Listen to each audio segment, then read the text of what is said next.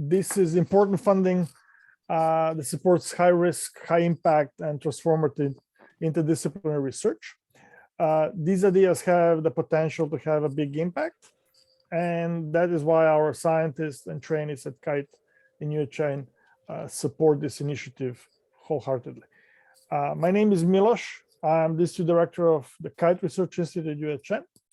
And before proceeding further, it's critically important that we acknowledge the secret land on which the University Health Network operates.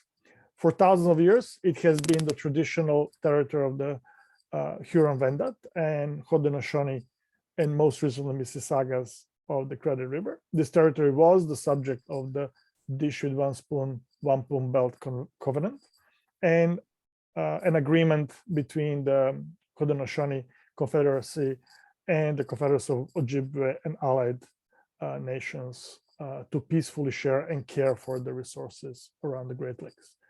Today, the meeting place of Toronto is still the home for many Indigenous people from across Turtle Island, and we are very grateful to have the opportunity to work and learn on this territory. So let's start with the FIBRE slide. Okay. Thank you all for joining us at today's NFRF Transformational Workshop on FIBRE, the fabric-based research platform. Our ultimate goal is to pursue 2022 NFRF Transformation Grant. We feel that FIBRE has great potential of making a significant impact in Canada and the world, and that's why we want to pursue this. So, Aaron, can you show the FIBRE video, which summarizes what is this all about?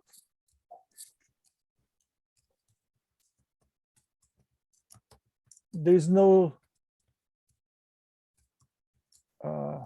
Aaron, there's no sound to this.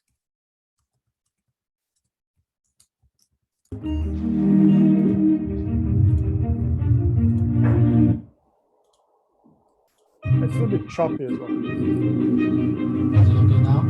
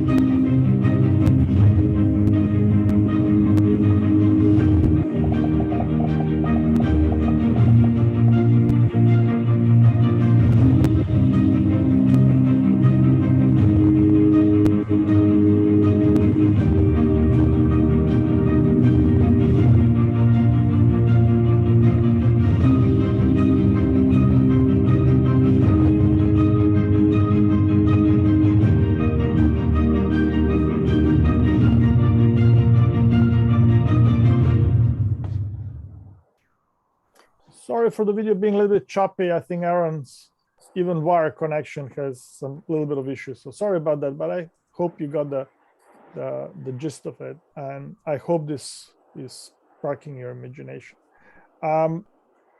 So what is important for you to know, FIBRE brought together experts from 8 academic partners in the Greater Toronto and Hamilton area. We're talking about George Brown College, Sheridan College, Humber College, Centennial College, also Ryerson University, OCAD University, University of Toronto, and UHN. In March 2021, KITE entered into an agreement with India's two corporations, Sona Group and V Technologies. They have over 100+ years of textile experience and commercialization and research in that space. And this agreement brought about $3 million in cash that was then matched by MyTax, up to additional $3 million and about $5 million in kind that is available to FIBRE scientists for research projects in innovation in wearable therapeutics technologies pertinent to textiles. We had 2 competitions so far. The results of the first competition should be announced shortly. We are very thankful to Sona Group for helping FIBRE spark the collaboration among the partners and to work on joint research projects.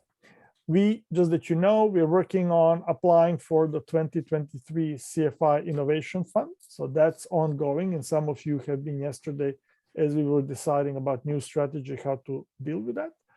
And this FIBRE ecosystem is the framework that underlies today's NFRF workshop.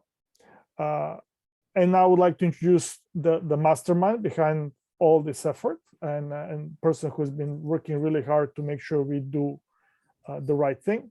Her name is Azadeh Adelahi. She's a senior scientist at KITE, and she will walk us through the NFRF-T competition and the workshop structure. So Azadeh, you're in charge. Thank you very much, Milos, for the great introduction. And thanks everyone for being here today and being so patient with me and my emails, because I know how busy each one of you, especially at the end of semester and then at the end of the year. And we really want to hear from you today to know how to shape the proposal and then how to move over, to the next step. Our goal is to, after this meeting, prepare a draft of the proposal and then send it to you to get your feedback and then revise it again until the deadline.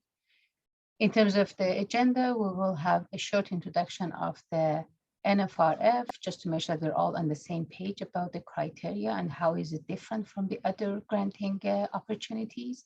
We will have 2 breakout sessions that we will go into smaller rooms to discuss different topics that are important for submitting the NFRF application based on the criteria. And then we will have a discussion at the end after each breakout session. And then open discussion at the very end. We are recording the session, but we can only record the main session, which means it will be just a discussion that happens after each session, but we cannot record the discussion that will happen in each room. And then we're happy to share those with you after that. We submitted a notice of intent for the application in November 1st. And the title of the application is Fabric-Based Research Project for Equitable and Accessible Diagnostic, Prevention, and Treatment Options for Individuals who are aging or have disability. So the main point, or sort of the glue of the application, is that all the proposed projects are based on textile and sensors or actuator embedded in the fabric. Next slide. In terms of the main criteria for the NFRF transformation, so NFRF transformation is a 6-year project, and then it funds, this is the second call that they have. In the last call, they haven't announced the full number, the name of the successful applications yet. But what we know is that they received 350 applications and they funded 7 at the end. And they fund the projects for up to $24 million over 6 years.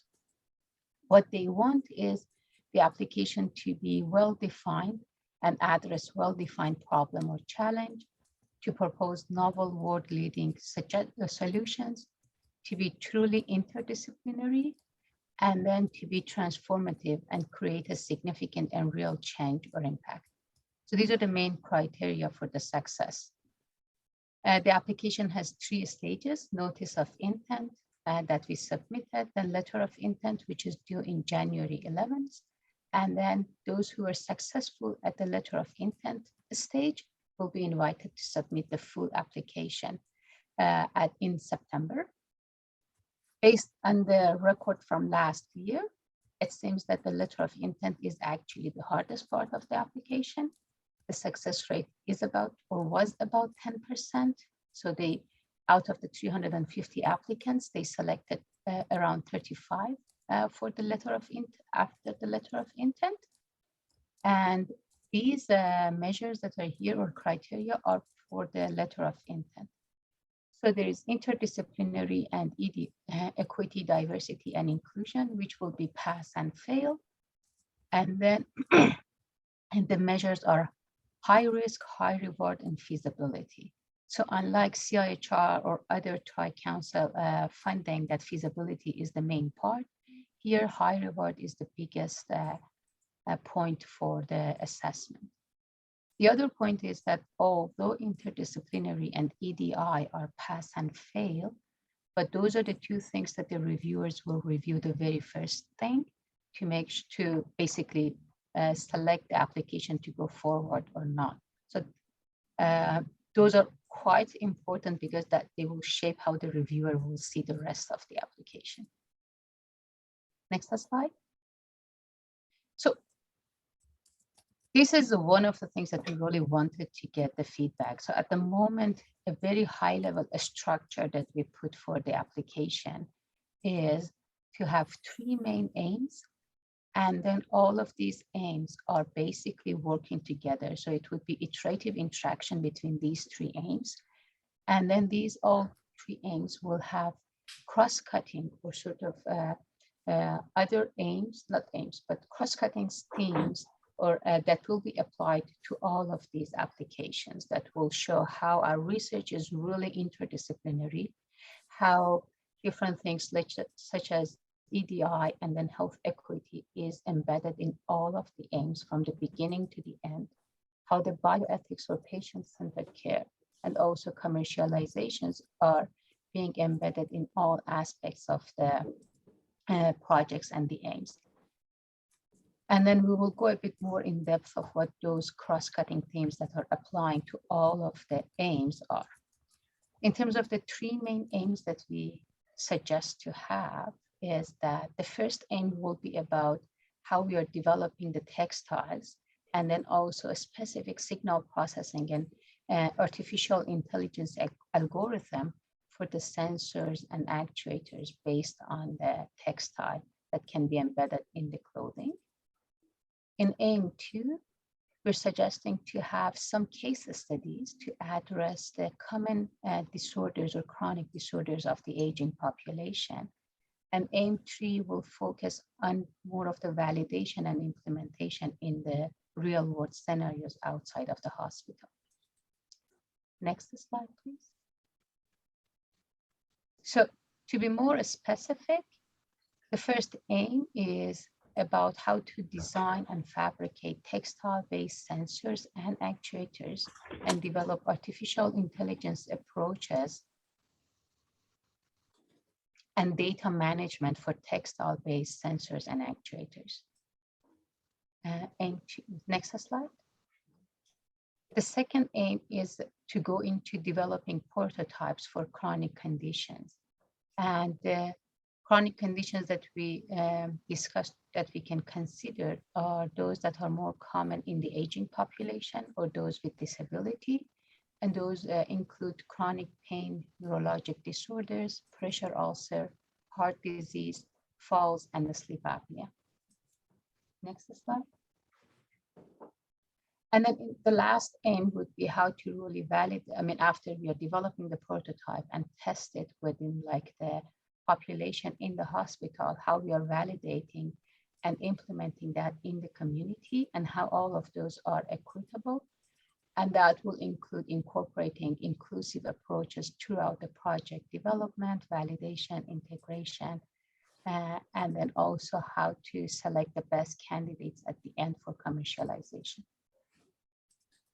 Next slide. We're also going to have some cross-cutting themes that will be applied to all the aims as like the base of them. And those include what are the plans and programs for developing early career researchers and then trainees, how we're addressing health disparities and EDI, the indigenous health research, patient-centered care and design, knowledge mobilization and commercialization, and also health technology assessment and government relations. Next slide. This is, I mean, our network of the researchers and the other parts are changing over the time, and we're working with all the members to, to include the people who can help to develop the application and strengthen the application. At the moment, the team that we have has representation from most provinces in Canada, and we're hoping that from today we can also expand that. Next slide. So that was a very high-level introduction of what the project is and where we are. Are there any questions at the moment?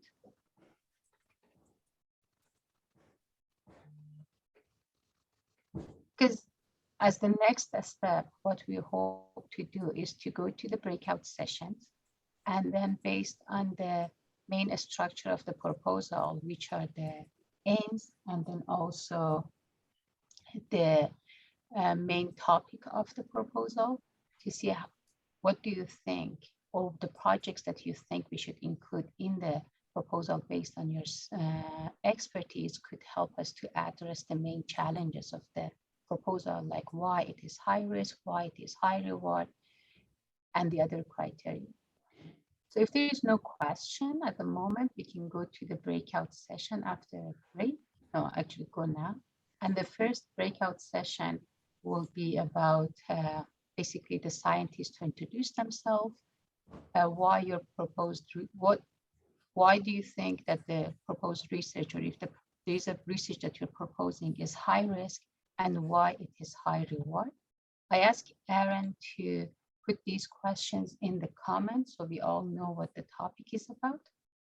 And then after we come back from the breakout session, we ask one person from each group to basically summarize the discussion from the group. So it will be great if you select one person from your group to represent to the whole group after the breakout session. And one note is that any comment, if you use any comment in the breakout rooms, they will disappear after we come back. So I appreciate if you use Word or other ways to keep the comments to share with the whole group, and then also send us those comments so that we can make sure that we include all of them. Thank you. So Aaron, are we ready to go to the breakout sessions? So we have a break now for 5 minutes, and then when you come back, you will be in different breakout sessions. Do you need anything from me, Azadeh, in that regard, or just have to be there and participate? Yes, please be there and participate, and then help us back and based on the comments from you. Azadeh, I have a question. Yes, Sandra. Are the breakouts organized by themes, or this is randomly? How are you going to generate? You are going to combine us in the breakouts? So what we did was try to have sort of a diverse expertise in each breakout group. So have people from different groups like fashion design, from, for example, engineering, from chronic disorders in each group, and then see how we can do. Zeta, if I could just jump in for a sec, because unfortunately I have to go back to the original meeting I had, but OCAD, you can bring some abilities for sure in interaction design, in visualization, and also, working with sensor systems, in wearable technology. And we have some colleagues who are very recently with the university who are Indigenous design leaders. So I'm happy to reach out and see who from that Indigenous skill set might be able to join, as well as we have recently hired some fantastic designers from the Black community as well. So just to help with some of the ways of thinking about different communities and representation in the research. So I apologize for people for not being able to participate. I will try to come back around 11 o'clock if I can. Those are excellent points, Sarah. Thank you so much. And actually, that's what we're really looking forward to work with OCAD on how to design, and also with the Ryerson University on how we can work on the design of the clothing and textile to make them more equitable based on different culture and different needs of the participants. So we will get back to that. Thank you. Thank you. Sorry, Sorry, Jackie. Andrea, did I interrupt you? I think Sharon is, she raised her hand ahead of me. I have another question. Sure, Sharon? Yeah, sorry. So I'm just wondering, hi, good morning, everyone. I'm just wondering if there's like any patient partners that are going to be part of this grant or end users part of this grant. Since Those are excellent points to add. So that's one of the things that we will actually ask you to help us in the second breakout session, that if there's any patient partner or industry partner that, or any researcher that you think should be included in the study, please let us know. Thank you. Andrea? Yeah, two more little details. During these breakout sessions, do we know what we are supposed to do? There will be someone there to guide us. And second thing is, can we do an introduction to everybody? I see a lot of names here that I don't know, and maybe it would be nice to know who is here in this group. So we do have the introduction in the breakout sessions, but we can, because the group is not too big at the moment, we can go over. Maybe just type in the chat. I didn't mean to everybody talk, but if people could type in the chat who they are, what they're representing. That would be excellent. So if we can definitely do that.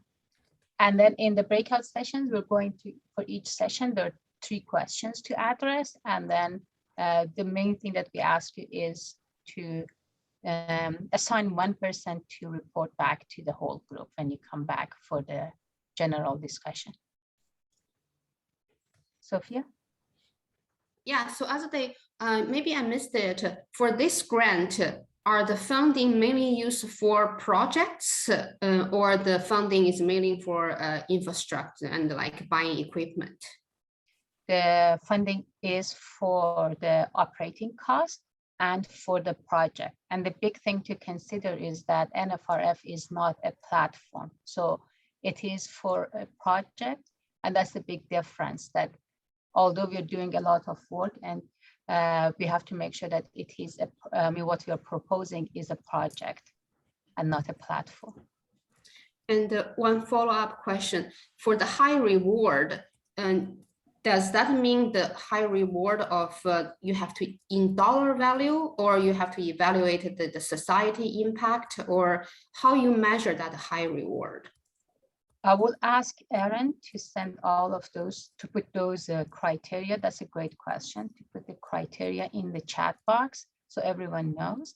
But basically the high reward means in terms of the impact, the size of the population and diversity of the population that will be benefited from the research, in terms of what are the definitions of the shorter term goals are, like within the 6 year. But it's not necessarily dollar value. It could be different things. Thanks, Anthony.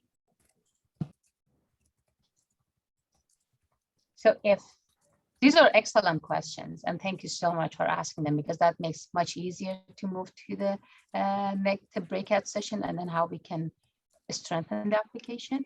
So what I will ask is if that's fine, to have 5-minute break until 9:33 and then come back to the breakout sessions at 9:33.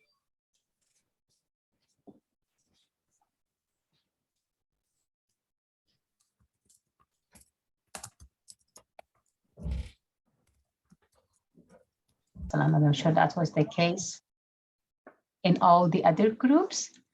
So what we're going to do now is to get a summary of the discussion that happened in each group, so that to make sure that we're all aware of what happened in the other groups.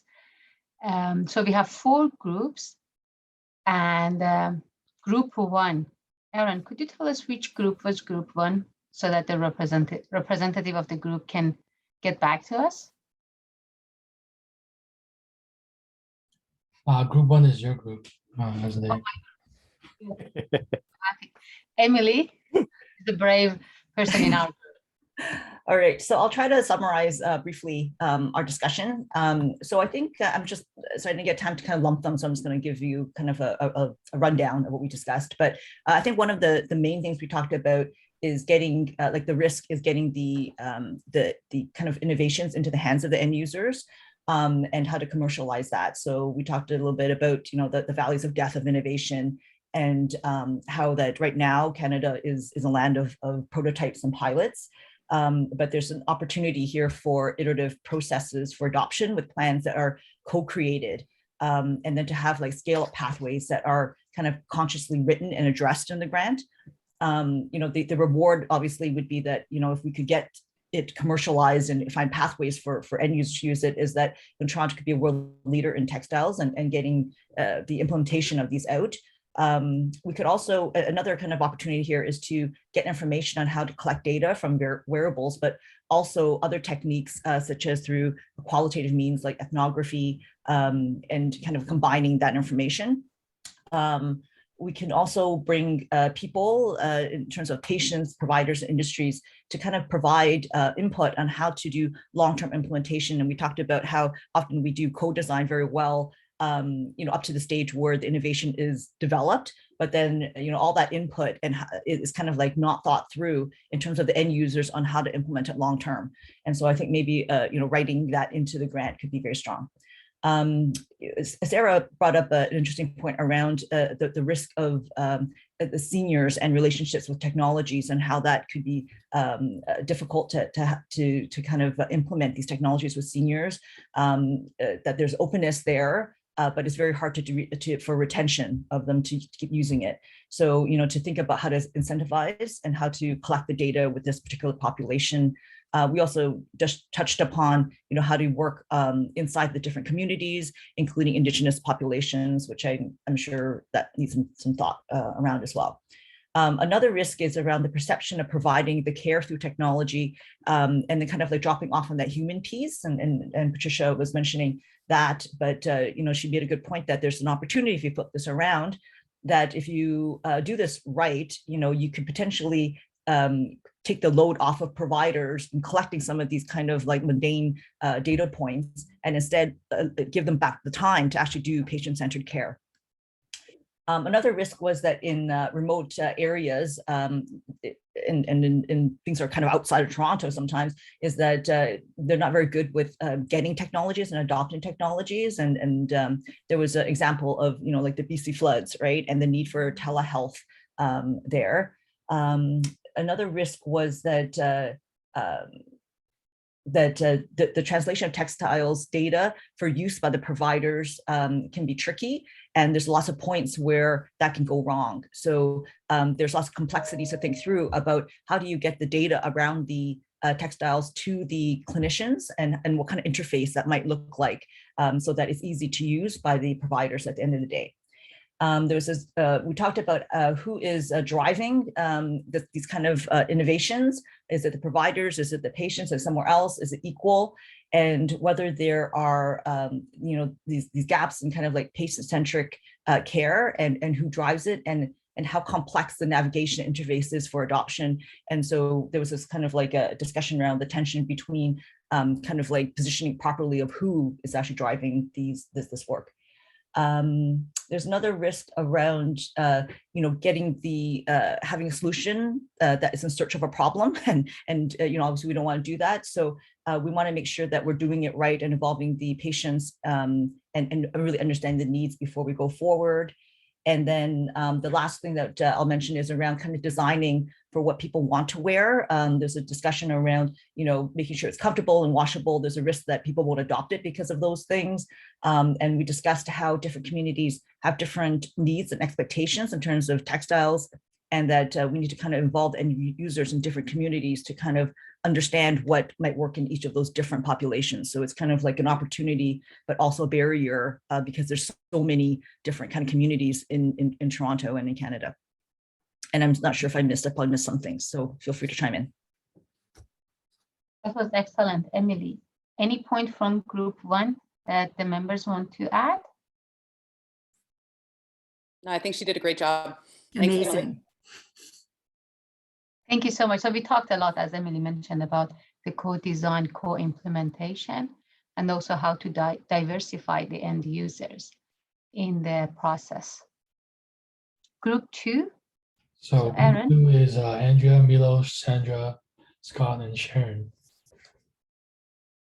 I can go. We didn't decide who, but I took some notes.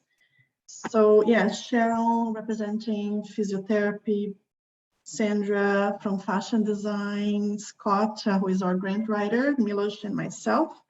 So we talked about pressure ulcers, wearing socks. That would be helpful for people who have diabetes and they can't feel their feet, people with spinal cord injury, they can feel parts of their bodies and they develop these pressure ulcers. Because they also cannot feel, sensations are not proper. So maybe these wearables, textiles could replace their sensations and avoid those problems, those consequences, even pain, that they lose the ability to feel pain. So maybe the sensors could replace painful sensations and also avoid all of the problems that they have with pressure ulcers. We also talked about how we know that neuromodulation works, but it's so hard for people to wear those electrodes and wires attached to their body, and they don't stick to the skin. There has been some research showing that if you stimulate muscles of the skin, you can modulate mood, even make people less depressed. So a lot of interesting things by neuromodulation, but the problem is how to make those electrodes to attach to the skin and stay in the skin. So this wearable garments could be a solution to the problem and to allow people to wear what we know works. And in terms of sensations also, because pain is a sensation that we have in our skin, we have more than 20 different sensors for pain in the skin. And people could, they have difficulty to show that they are in pain. Pain is a subjective emotion, it's invisible, and you have to believe what people say when they have pain. So if we could see pain, if we could help to measure pain, how much pain is, it's too intense, too strong, by seeing and measuring, that would be great. We could also use electromyography, EMG electrodes to the skin to measure muscle fatigue, especially for people who are working in the same position for a prolonged time. So you could prevent problems by telling them it's time for you to stop and take a break because your muscle is getting into a dangerous zone. And this would be very helpful for workplaces, for insurances, for ergonomics.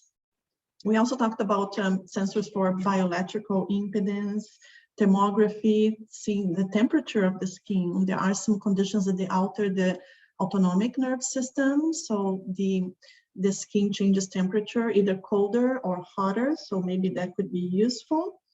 And finally, we talked about one of the treatments that we use a lot in rehabilitation is opioids to help people to do the rehabilitation and feel less pain. But as you probably all know, opioids can cause death, and overdose-related death is on the rise in Canada and North America.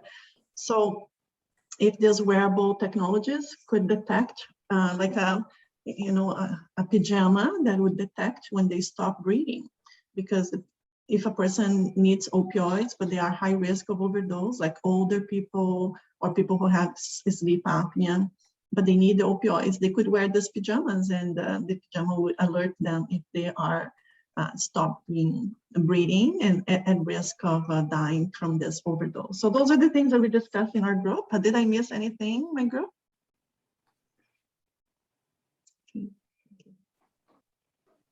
Thank you very much, Andrea. Those were excellent suggestions, and then also ideas for projects that could be incorporated as like the case studies of how the textile can help with the older population. One comment before we move forward, Emily and Andrea, and also the other representative, would you please put your comments or the notes in the chat box so everyone can see them, and also email them to Aaron and myself so we have them moving forward. Thank you. And the third group, Aaron? It's Anne, Annie, Marilyn, Milad, and Sophia. Yep. So, right. So although Anne and Marilyn was kind of more back-end to provide the what is required for all the projects, So Sophie and myself and Hani was more kind of front end to talk about the project itself, how our kind of research are related to the project. And so we talked about actually, the EEG sensor, EEG cap for the neurological disorder project. And also we talk about the kind of this ECG sensor for heart failure and also the pressure sensors for the foot ulcer. So for the EEG cap for sensing EEG signal for neurological disorder, there's some risk like the type of sensors, the comfort level of the sensors, and also the interference that these sensors or systems for the electronic systems can have with the embedded electrodes in some patients with neurological disorders who have the other kind of like deep brain stimulation in the brain, right? So there are two systems now. When we want to design another system, we should take care of these interference and also the biocompatibility of the sensors. These are the more challenges there. We also talk about the rate of success and the challenges there as one of the kind of factors for high risk. And so for this one, we talk about the general kind of challenges for textile sensors, like their kind of performance when we have motion artifacts, and also the need for compatible electronics for each type of sensor. So together to come up with some integrated system that work for all different sensors, this can be one of those challenges that we have, and this can affect the high risk part of the project. For the pressure sensors, Hani and also Sophie talk about this, the importance of custom-based or patient-based solution, and I think this can be generalized to all other kind of project and sensors. For example, the design or the location of the sensors might vary from patient 1 to patient 2, and this can be considered. The other thing that's actually Anne pointed out, and this is more kind of question, but then it also provides some insight for the high reward part of the project, that can we provide wearable technology to increase accessibility, increase engagements for low resources areas or population? And if the answer is yes, that we think is yes, so this makes one of the significant part of the project. And also number of ethical risk for some project like sleep apnea should be considered, and expertise from clinical side should be added to ensure patient care. So patient care was also the other part that we wanted to bold. And I think more or less this was the main ideas. Sophie, did I miss anything? No, like you did the perfect summarizing. And I think one thing I think I will say it. I don't know. I don't see Anne, but Anne mentioned that she is from the East Coast. So on your map, as they're still lacking of the East Coast collaborators. And oh, and yeah, and please add on, and might be able to expand that network to the East Coast.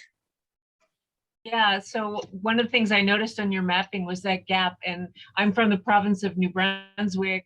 There are huge geographical areas where the population's dispersed, it's aging, you have lots of cardiac problems, lots of diabetes, lots of, lots of seniors. And we do have some connections there. And I'm thinking, when I did ethics there, I had to use telehealth a lot. And so I'm thinking, if you can say this will increase accessibility for those populations, we've got one expert center in part of a province, and then a huge area where no one can travel, you have a huge opportunity here. So something to think about.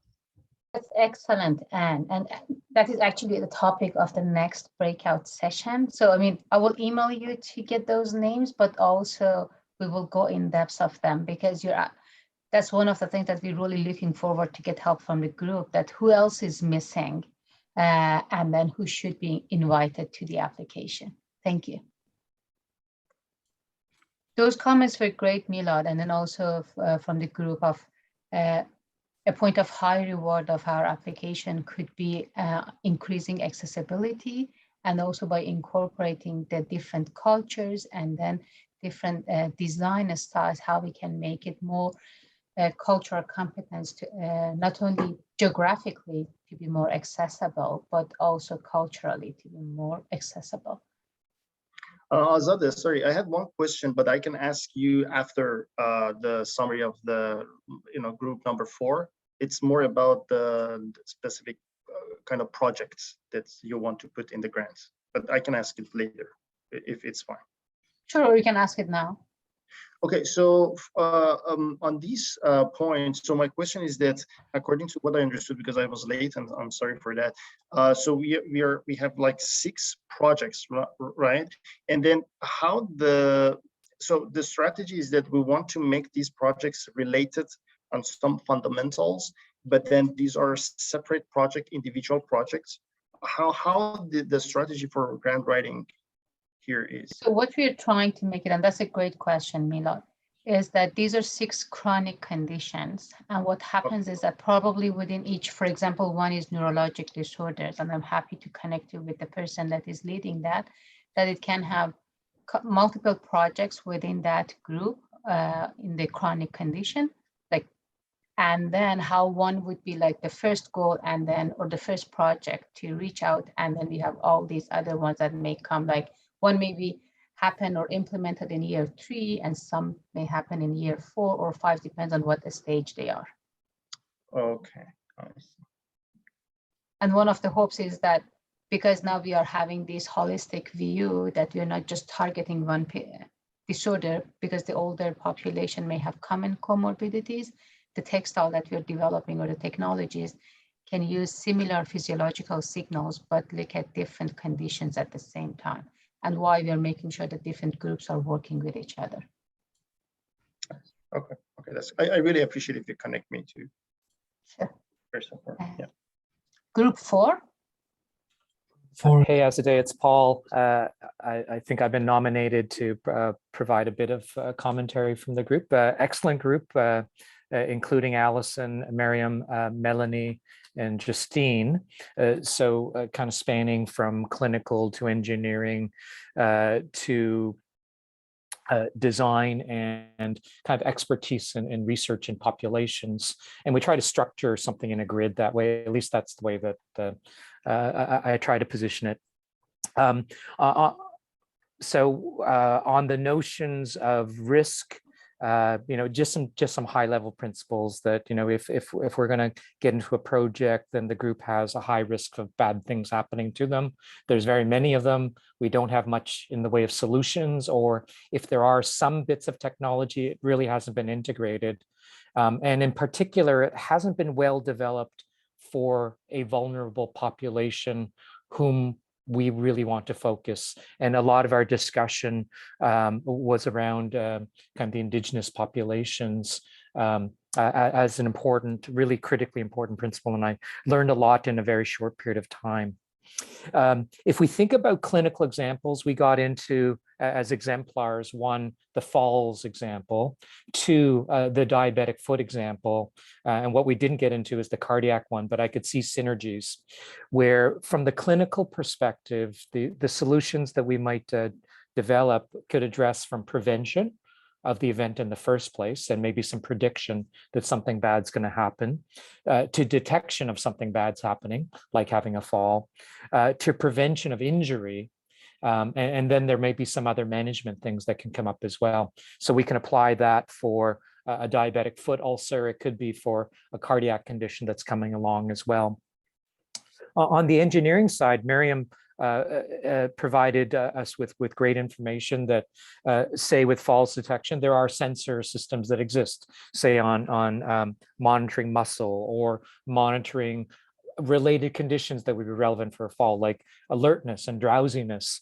There may be movement patterns that can be picked up that may be predictive of falls. We're aware of devices like smartwatches that can talk about walking pace and symmetry, and are you on 1 foot or 2 foot, and are you at risk for something happening, and the alerting systems that can be developed from there. But I think the feeling was they haven't really been integrated in a friendly and accessible format yet. So there's the opportunity.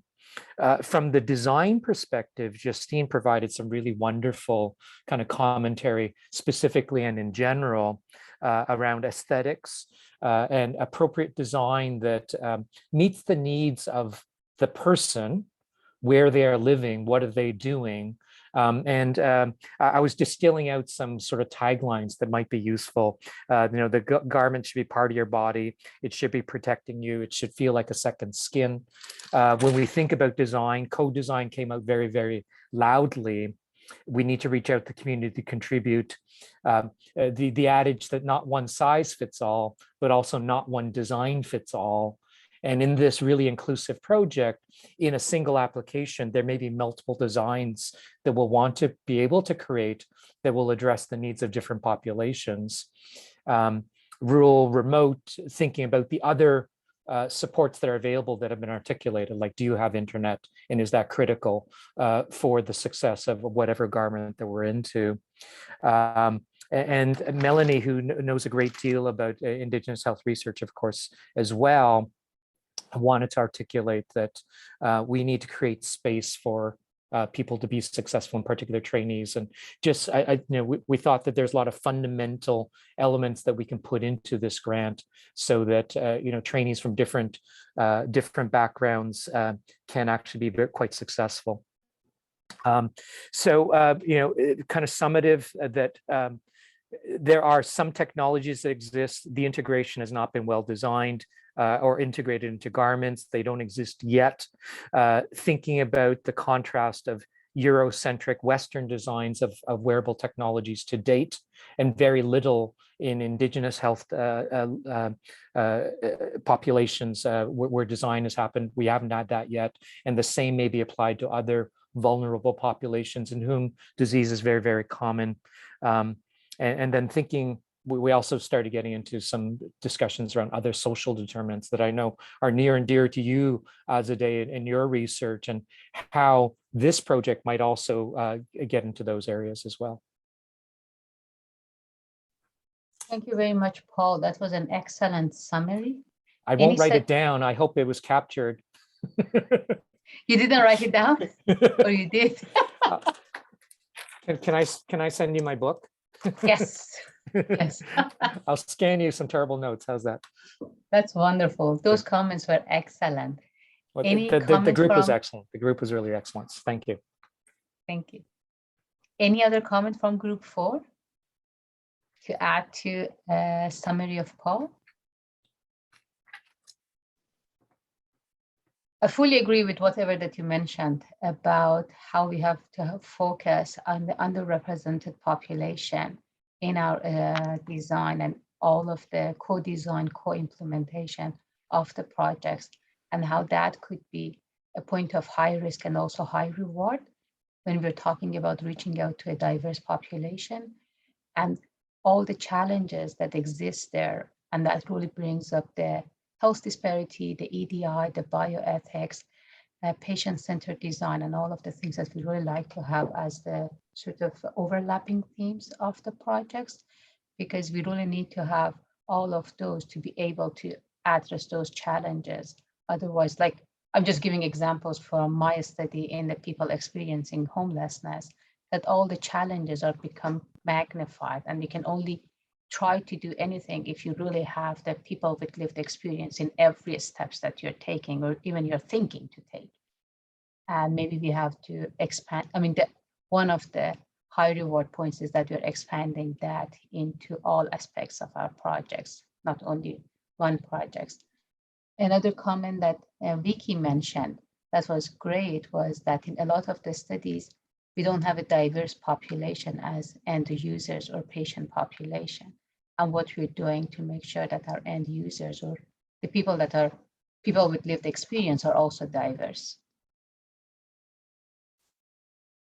Any other comments or general points about the discussion or why the research is high risk and high reward? From anyone?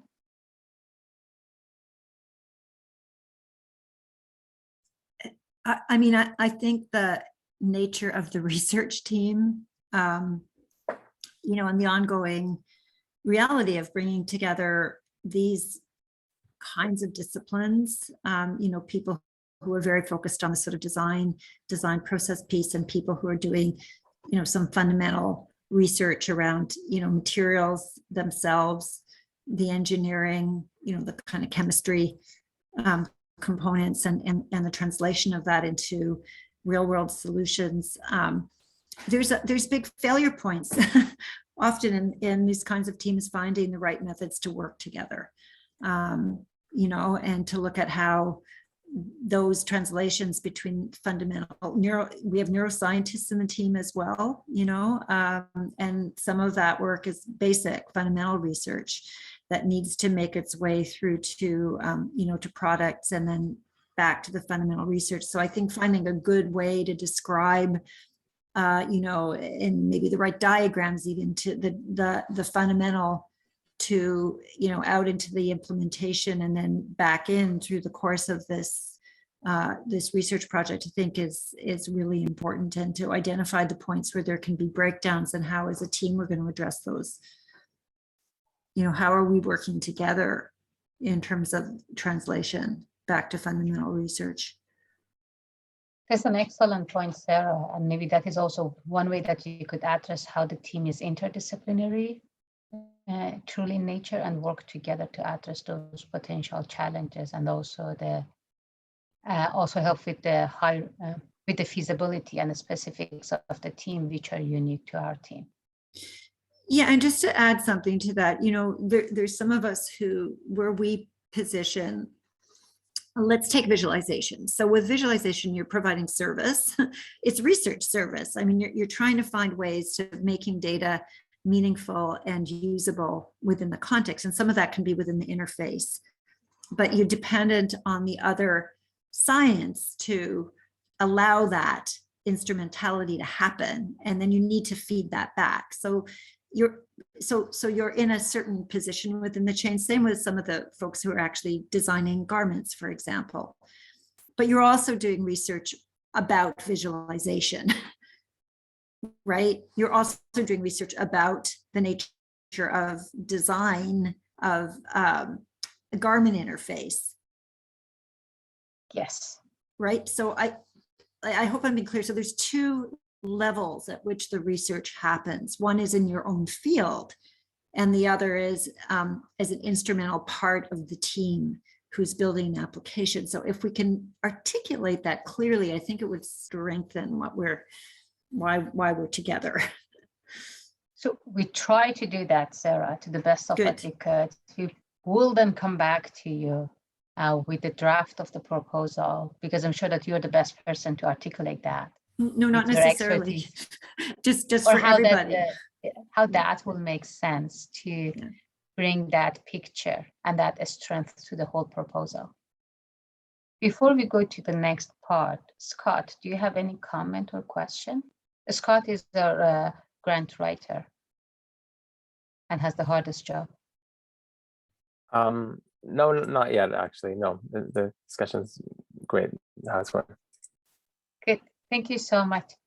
So we're going to have another breakout session, and I thought of making a slight change. So to have a 5-minute break, come back in about at 10:45 to go to the next breakout session. And then again, they're very much the same format. There are going to be 3 questions in that session. Aaron, would you bring those questions? And then we ask each group to work on those sessions, and also select someone from the group to get back to the whole group and report on the discussion by the end of the breakout sessions. So the questions to address in the second breakout sessions are, if you're successful, and then you basically want to say that this is what we're going to do after the 6 years, or this is the biggest impact that we're doing, or the biggest project, what is that?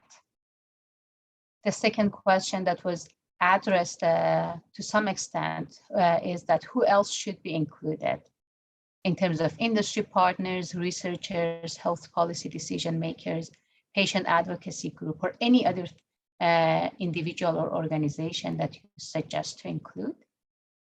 And the third question that again partly was addressed is, how do you think that the NFR, our proposed project or your specific project, can help to increase equity, diversity, and inclusion? And mainly in terms of the research and the context, not necessarily in the research team. Any questions about these 3 questions?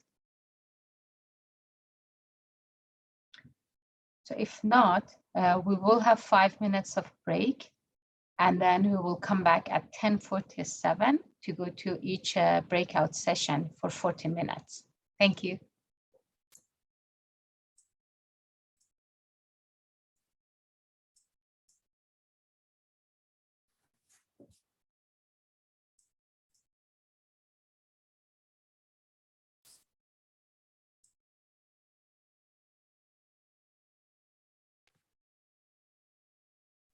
Perfect.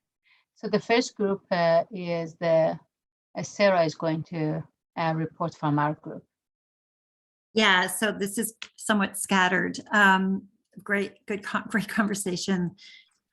However, so I'm scattered, not the conversation. So we talked about, how to measure success in a sense, and we wanted to look at ways of establishing quantifiable impacts from a project.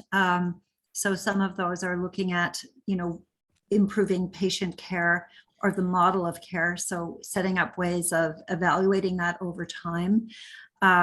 We looked at the rates of adoption of a particular technology. So the numbers of people who adopted both in a trial, and if you remember in our last session, we talked about, adoption post-trials, post-pilots out into the market. So the rates of adoption, the number, retention rates, what interventions occur if there are issues with retention, and then how those might improve. So sort of longer term trials, and then being able to look at the concept of improving quality of life. So qualitative research in regards to how the use of the technology has both objectively impacted health. So quantitative research looking at a health condition and how it changes, but qualitative research.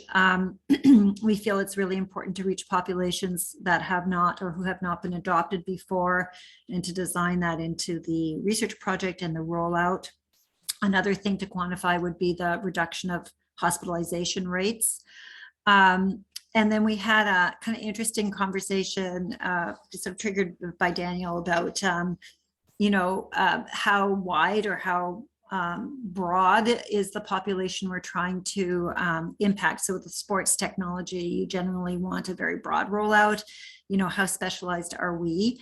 So that led to a conversation about maybe one of the fundamental goals in thinking about older adults and people with disabilities is you start from a sort of wellness perspective. So hoping that people will be encouraged to adopt specific technologies and mark a sort of state of wellness. And then, again, we came up with this idea, which of course is part of the discourse in our field, is the idea of the second skin. So these textiles you live with them, and you engage with the technology early on in your path. And then if you become unwell or your disability increases, then the technology adopts to you versus you having to adopt a new technology. So how do we maintain independence and wellness for older adults and those with disabilities to allow for the maximum of safety and security, for example, fall monitoring and detection, so they can shop on their own, move around on their own,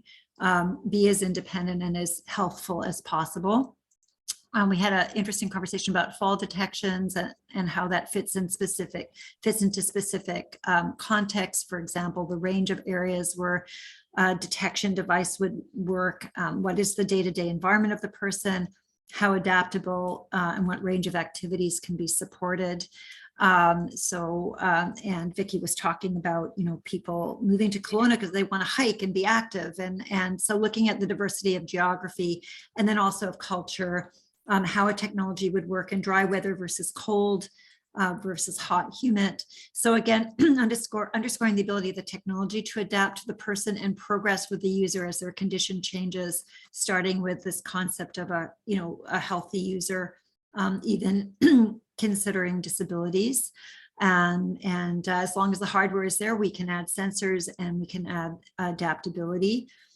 So we also talked about, where was the novelty in what we're doing? Are we addressing the needs of fundamental technologies that we're creating, or are we looking at adapting technologies from Ralph Lauren or Samsung or Myant or others? So what are available technologies that we can modify and incorporate into new technologies, working with partners, given the diversity of our team and the range of knowledge that we bring to the table, and what are we inventing that might be of value given what the needs are of industry partners. We talked about designing sensors that are flexible, small, and accurate enough to incorporate into textiles, for example, looking at oxygen saturation and who might be a sponsor there. We talked about the gap on the user side, that it's incredibly important as we move forward, even in writing the grant in the next month, I guess, to look at who the users are and have users, a critical mass of users in the room, so to speak, and to have them engaged. And I mentioned the LEAP network through CABI and Baycrest might be a positive partner. Great idea of connecting to WorkSafe British Columbia, where there's disabilities due to injuries on the job. People leave the workforce, but often want to return to it. So what are the workers' injuries?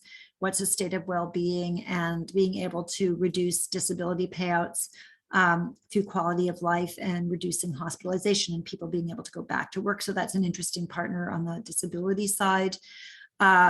Talked about Myant with a history as a partner, but others, including the partner, I guess, from India, who is involved in the MyTex projects. We talked about addressing diversity and inclusion and making one of our goals addressing clinical bias in sensor systems and how those can be applicable and relevant to diverse populations, looking at skin tone, etc., where there are issues of bias that have been identified.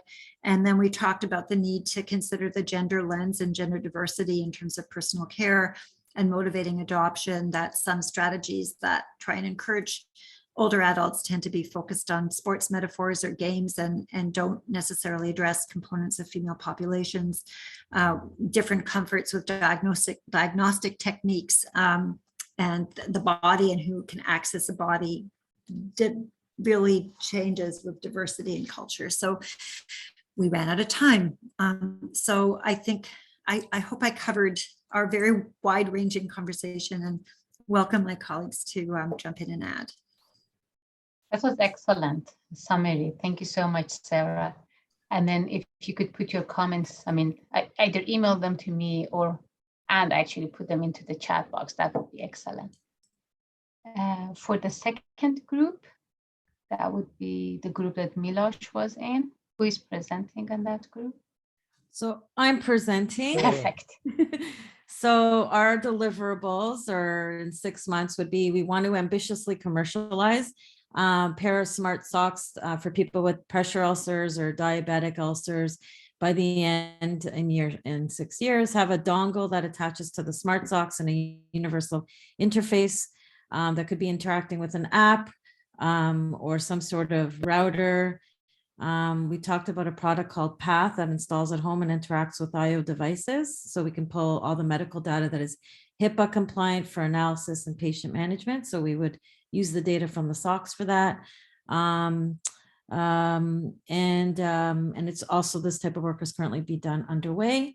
Another suggestion was to have a YouTube channel that talks about all these products. So just to kind of based on the inspiration from Dr. Furlan's YouTube channel that gets like, I don't know how many millions of views, like 3.3 or 2.2 or something like that, which is phenomenal. So let's do that with these socks.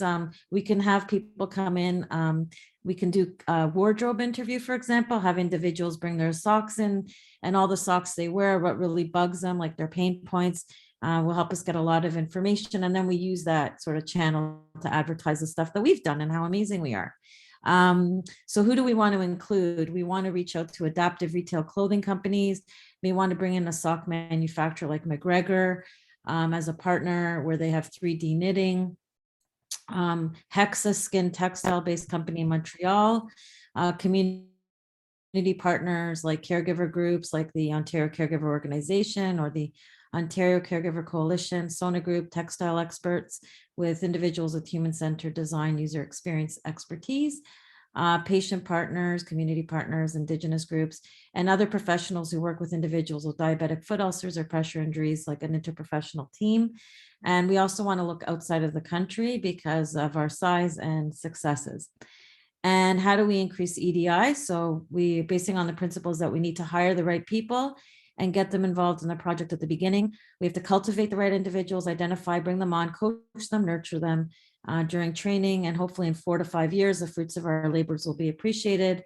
And this is obviously appreciating this is a long-term commitment, not lip service, and we need money to do so.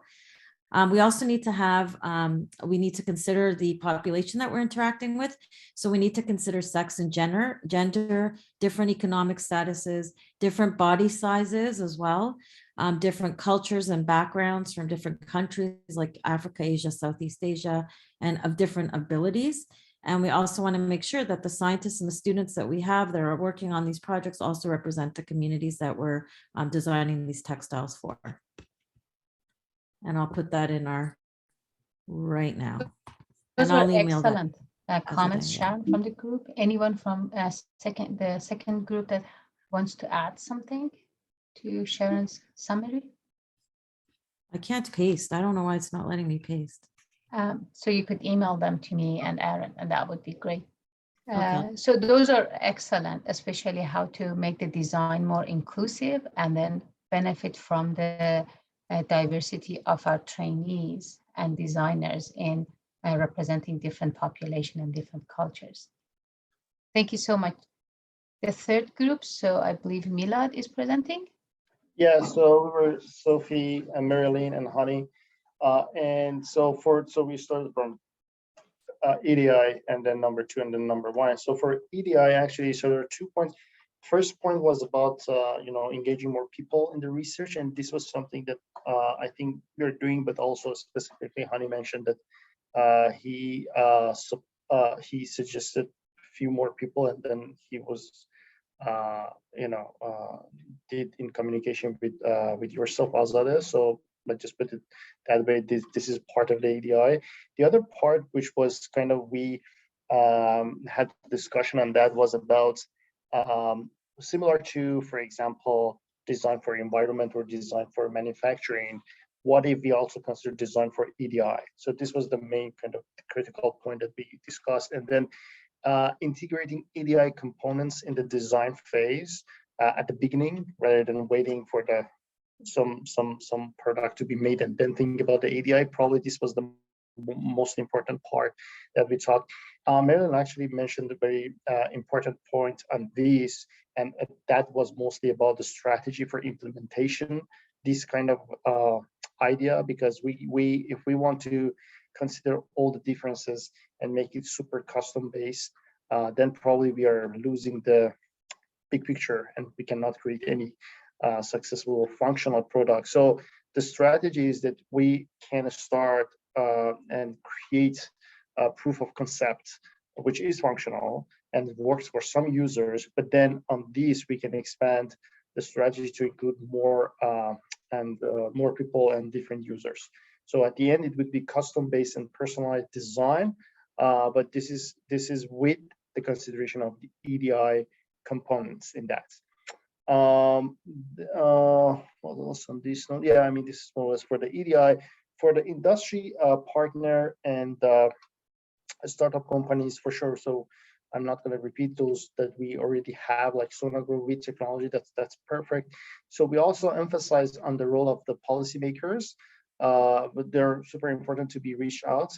For example, we talk about American standard, ASTM, CDA, Canadian standard, IntelliWare, and also the ISO. So these are kind of reaching out them to provide guidelines for design, for manufacturing, for making new standards. So these are the things that we thought that probably are important in the industrial side.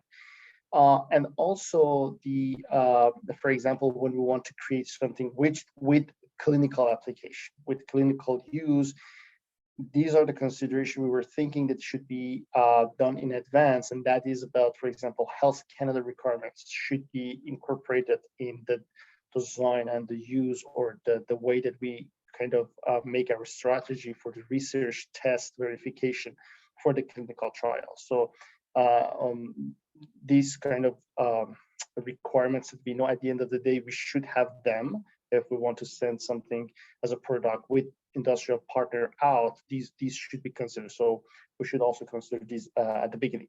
Also, we talk about engaging national organization like Canadian Diabetes, I don't know, Brain Institute, Ontario Brain Institute, based on and we can leverage based on personal connection as well. But these are also super important because these help us to think about these policies that we at the end of the day need to send out the product or to create the products.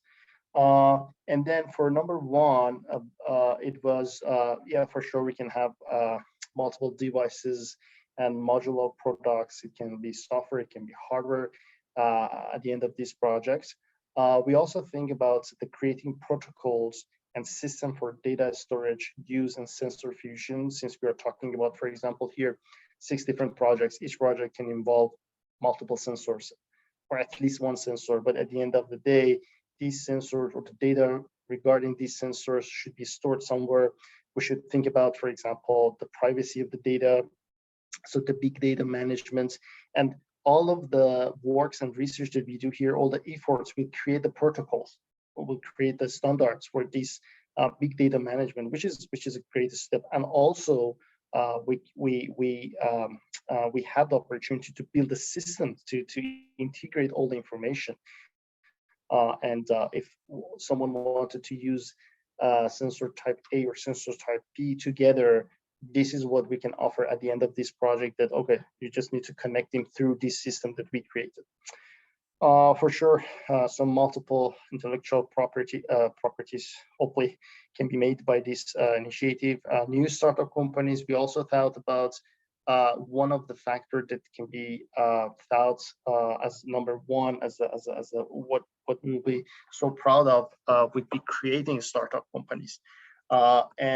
This is actually based on the idea that we, in this kind of grant and research project, we have the opportunity to test some devices with users. So these testing of devices can speed up the whole clinical trials and the speed up the market entry for startup companies. So we will actually do something super efficient kind of testing of these products with the users, and these can provide feedback for us for a long-term kind of improvement of the products. And we can say that any startup company can be made here, can be kind of more advanced compared to other companies that do not access to this kind of collaboration to the clinical trials, to the research hospitals.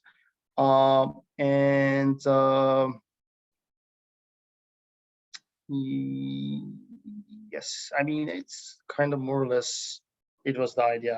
I'm hoping not missing anything, but Sophie and Marilyn, please add anything that I missed. I think, yeah, Milad, I think you covered and everything. And just one thing I think Hani mentioned is, I think we touched upon it, but maybe just to emphasize it, maybe at the end, after the 6 year, like, because we put so much work in the wearables, I think is maybe a guideline on how to develop wearables, especially the wearables for healthcare. That could be the one of the end results for this 6-year project. That could be a national guide or international guide. Those are excellent suggestions, and also the breadth of the things that you considered as the outcome after the 6 years from the different parts of the projects are quite impressive. And in terms of the EDI, I fully agree with you. And that's, I mean, the way that we thought was to have like someone that is expertise in the health disparity and EDI, and have a group for that Alison Secular is leading. Also patient-centered design to address some of those EDI related, and also the bioethics that Anne Hister is helping and leading to make sure that we have EDI in all aspects of the research design and implementation. Group 4, who is, okay, Alison.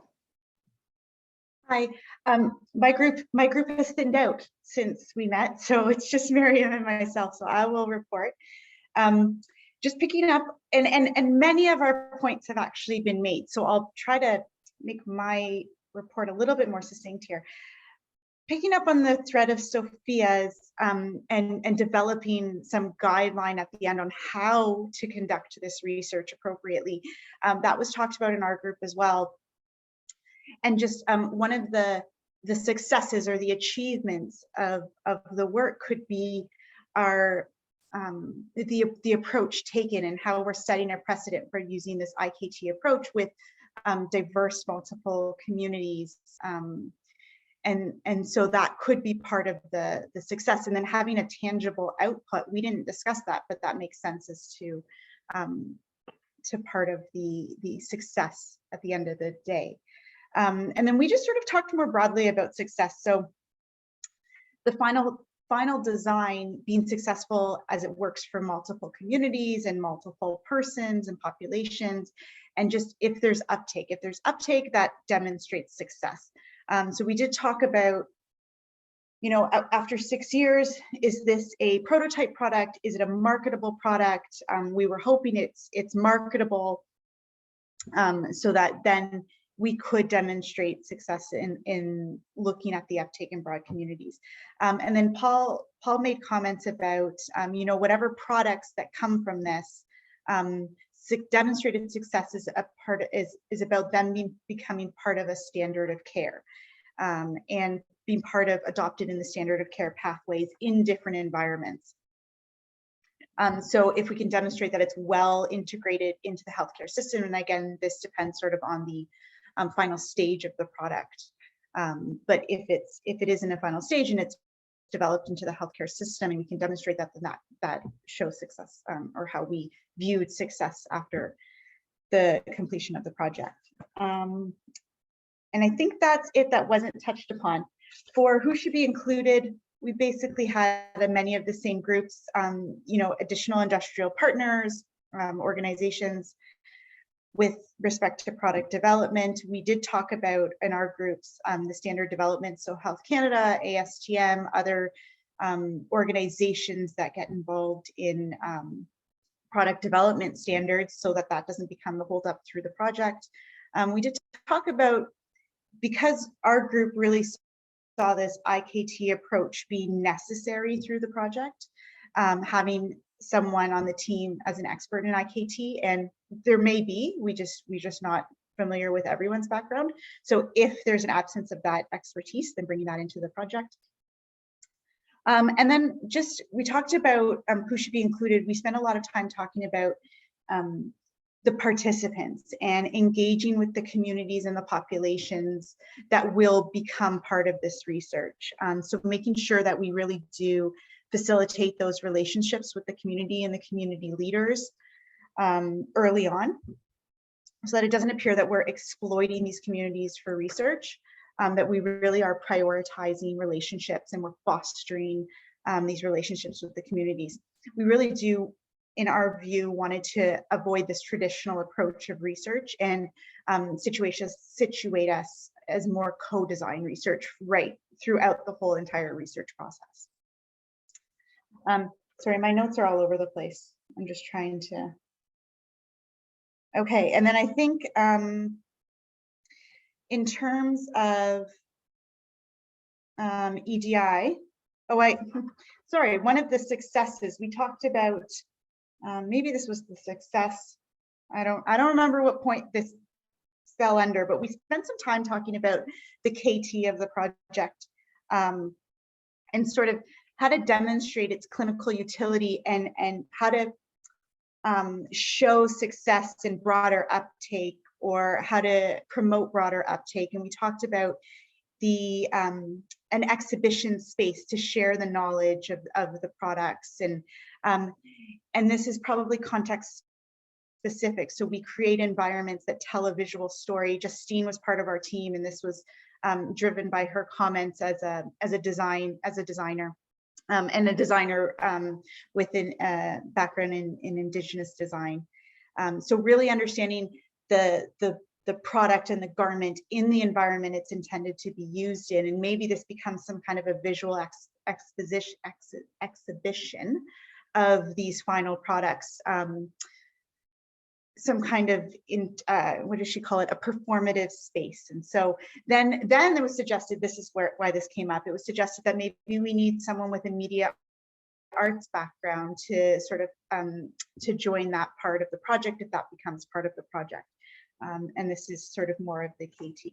In terms of number 3, we didn't spend that much time on this because we really did feel that if we're facilitating these partnerships with these diverse populations, we're capturing that third question in terms of the EDI. And so it's just, we just spent some time talking about appropriate consultation and engagement throughout the process, right from the beginning, this IKT idea. And understanding that all the populations, within their populations, there's going to be diverse individuals. And so making sure we acknowledge that and designing for those.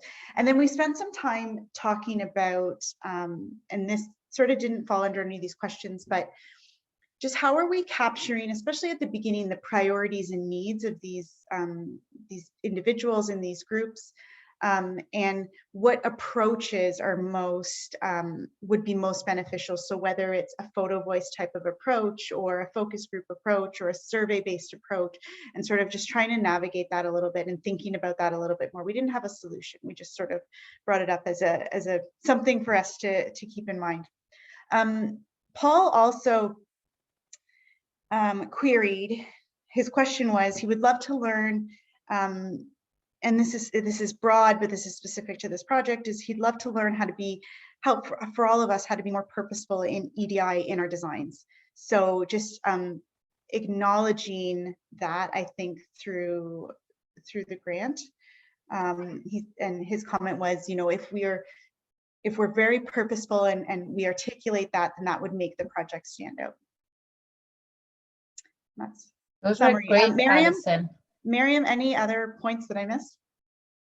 Awesome, thank you. Thank you so much, Alison and Miriam. That was excellent summary. And then your points about the integrated knowledge translation and more sort of advanced way of knowledge translation or more diverse ways are great. And then also how to incorporate EDI in the design, since it's coming from all the groups, and we can really focus on that one. We have 1 minute left. We will send you all the information and the summary to the whole group, and then also a draft of proposal, hopefully in December, to get your feedback on that and how we incorporated different aspects on that. Before closing, Milosh, do you have any closing points? No, I think this was very good.